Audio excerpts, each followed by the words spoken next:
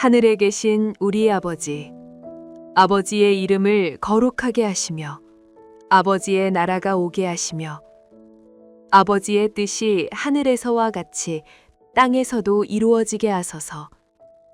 오늘 우리에게 일용할 양식을 주시고 우리가 우리에게 잘못한 사람을 용서하여 준 것 같이 우리 죄를 용서하여 주시고 우리를 시험에 빠지지 않게 하시고 악에서 구하소서. 나라와 권능과 영광이 영원히 아버지의 것입니다. 아멘.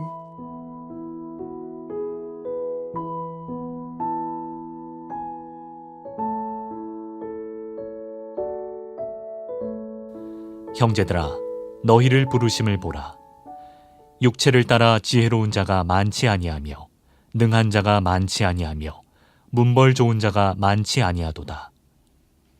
그러나 하나님께서 세상에 미련한 것들을 택하사 지혜 있는 자들을 부끄럽게 하려 하시고 세상에 약한 것들을 택하사 강한 것들을 부끄럽게 하려 하시며 하나님께서 세상의 천한 것들과 멸시받는 것들과 없는 것들을 택하사 있는 것들을 피하려 하시나니 이는 아무 육체도 하나님 앞에서 자랑하지 못하게 하려 하심이라.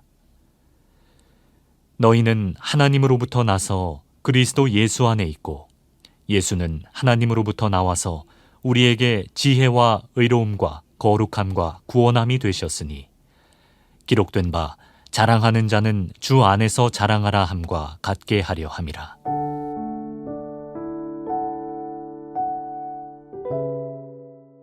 고린도 교회의 가장 큰 문제는 분쟁이었습니다.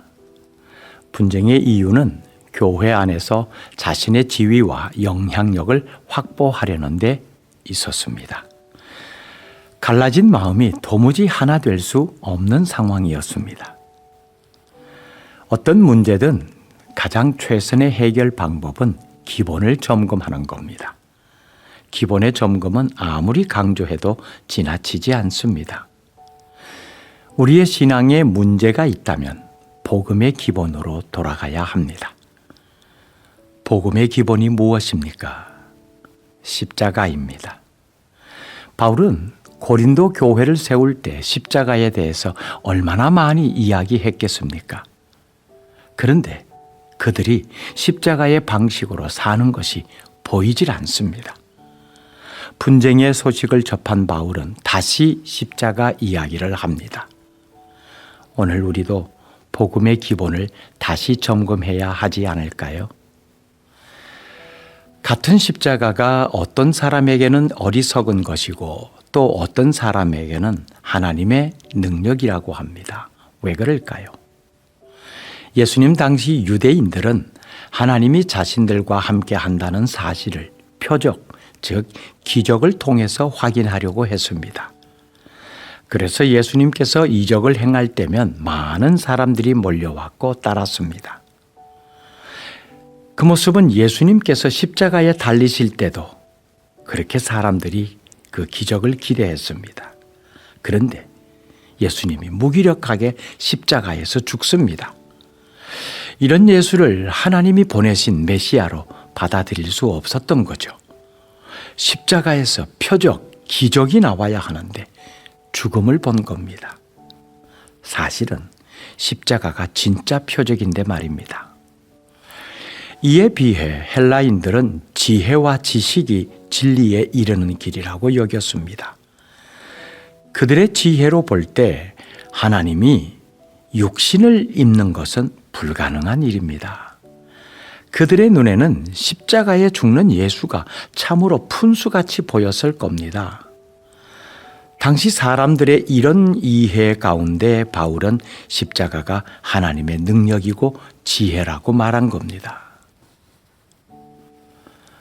이 말이 고린도 성도들에게 어떻게 들렸을까요? 지금 우리들에게는 어떻게 들리고 있습니까?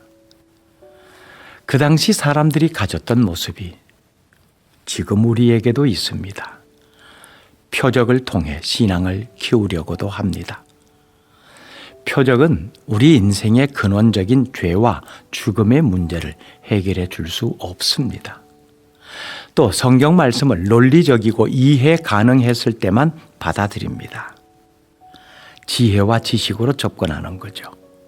이런 합리적 사고가 혹 삶에 약간의 도움이 될지는 모르지만 우리를 죄로부터 구원하고 우리에게 영원한 생명을 주지는 못합니다. 그러면 우리에게 있어서 십자가는 무엇입니까? 십자가는 하나님의 능력입니다. 십자가의 도는 결코 어리석은 것도 무능한 것도 아닙니다. 능력은 다이너마이트, 즉 폭발력이 있습니다. 실제로 그 십자가를 통해 오늘도 수많은 사람들이 살아나고 있으니 얼마나 큰 하나님의 능력입니까? 고린도 교회는 이 십자가의 지혜와 능력을 상실해 버렸습니다. 십자가의 도를 떠나 높아지려 했습니다. 이것은 자기가 스스로 지혜롭다는 생각에서 나온 것입니다. 본래 고린도 교회 성도들이 어떤 사람들이었는지 아세요? 26절을 보면은 그들은 세상적 기준으로 볼 때 학벌이 좋다거나 권력을 가졌다거나 가문이 좋은 가정의 사람이었다거나 하는 그런 사람들이 아니었습니다. 그런 그들이 무슨 지혜자인 것처럼 행세하고 있습니다. 복음을 도구로 삼아서 소위 신분 상승을 원하고 있는 거죠. 그렇게 별 볼 일 없는 세상적 표현으로 말입니다. 그들을 택하신 이유가 무엇입니까? 그들의 학문 때문에? 지위 때문에? 가문 때문에? 아닙니다. 도리어 그들이 미련하고 약하기 때문이었습니다. 미련하고 약한 그들을 통해 복음의 진정한 능력을 보이고자 하셨습니다. 27절, 28절의 말씀이 그 내용입니다. 사실 세상적으로 보면 너희는 미련하고 약하고 천하고 멸시받고 없는 자들 아닌가. 그런 너희를 택한 것은 너희를 통해 소위 지혜 있다고 하는 자들, 강하고 부하다고 하는 자들을 부끄럽게 하기 위함인데 오히려 너희가 어줍지 않게 지혜 있고 강한 자처럼 행세하려고 하느냐. 이 말입니다. 다시 말하면 너희의 정체성을 분명히 하라는 말입니다. 그러면 우리의 정체성이 무엇일까요? 30절 말씀을 통해서 보면 우리는 하나님으로부터 난 자입니다. 하나님으로부터 나서 그리스도 예수 안에 있는 것이 우리의 위치입니다. 이 위치를 이탈하면 안 됩니다. 즉 그리스도 안에, 십자가 안에, 복음 안에 있어야 합니다. 그래서 바울은 자랑하려거든 주 안에서 자랑하라고 말합니다. 다시 말하면 주님만 자랑하라는 것입니다. 십자가의 도가 바로 이것입니다. 우리의 마음 한가운데 그리고 교회 공동체 가운데 그리스도의 십자가를 든든히 세우고 그 십자가를 굳게 붙들기를 바랍니다. 기도하겠습니다. 하나님, 우리 삶에 세워진 십자가가 어리석음의 모습이 아니고 하나님의 능력과 지혜가 나타나는 상징임을 분명히 보게 하옵소서.